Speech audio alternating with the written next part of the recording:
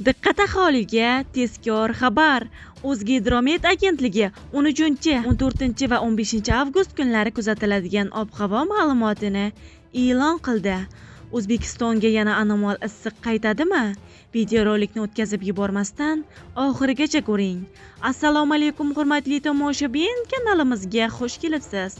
Agar kanalda yangi bo'lsangiz obuna bo'lishni, videorolikimizga esa like tugmachasini bosib qo'yishni unutmang. Alloh barchangizdan rozi bo'lsin. Diqqat qiling. O'zgidromet agentligi 13, 14 va 15 avgust kunlari kuzatiladigan ob-havo ma'lumotini e'lon qildi. Unga ko'ra, Toshkent shahrida havo biroz bulutli bo'ladi. Yog'ingarchilik kutilmaydi. Shamol-sharqdan 3-8 metr/sekund tezlikda esadi. 10-12 metr/sekundgacha kuchayishi, ayrim joylarda chang-to'zon bilan kuzatilishi mumkin. Harorat kechalari 24-26 daraja, kunduzi 39-41 daraja bo'ladi. Qoraqalpog'iston Respublikasida havo biroz bulutli, ba'zi joylarda o'zgaruvchan bo'ladi. Ba'zi joylarda qisqa muddatli yomg'ir yog'ishi, momaqaldiroq bo'lishi mumkin. Shamol sharqdan 7-12 metr/sekund tezlikda esadi. Ba'zi joylarda 13-18 metr/sekundgacha kuchayishi, ayrim joylarda chang-to'zon bilan kuzatilishi mumkin. Harorat kechalari 20-25 daraja, kunduzi 35-40 daraja bo'ladi. Xorazm viloyatida havo biroz bulutli bo'ladi. Ba'zi joylarda o'zgaruvchan bo'ladi. Yog'ingarchilik kutilmaydi. Shamol sharqdan 7-12 metr/sekund tezlikda esadi. Ba'zi joylarda 13-18 metr/sekundgacha kuchayishi, ayrim joylarda chang-to'zon bilan kuzatilishi mumkin. Harorat kechasi 20-25 daraja, kunduzi 35-40 daraja bo'ladi. Buxoro va Navoiy viloyatlarida havo biroz bulutli bo'ladi. Yog'ingarchilik kutilmaydi.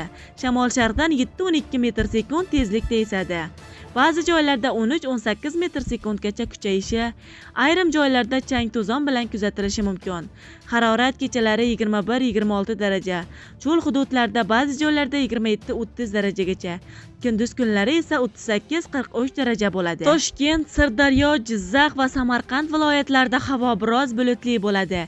Yog'ingarchilik kutilmaydi. Shamol sharqdan 7-12 metr/sekund tezlikda esadi. Harorat kechalari 21-26 daraja, kunduzi 37-42 daraja bo'ladi. Qashqadaryo va Surxondaryo viloyatlarida havo biroz bulutli bo'ladi. Yog'ingarchilik kutilmaydi. Shamol sharqdan 7-12 metr/sekund tezlikda esadi.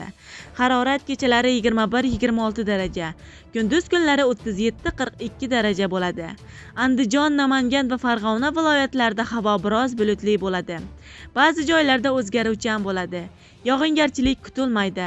Shamol sharqdan 7-12 metr/sekund tezlikda esadi.